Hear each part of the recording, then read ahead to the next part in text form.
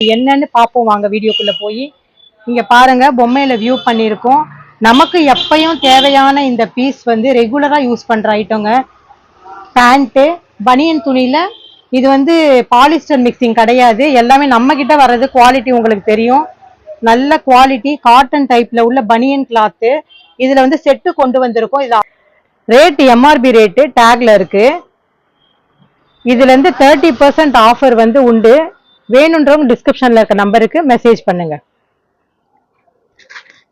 Set இது சைட்ல வந்து கம்ஃபர்டபுளா நம்ம செல்லு வைக்கிறதுக்காக பாக்கெட் கொடுத்துருக்கோம்.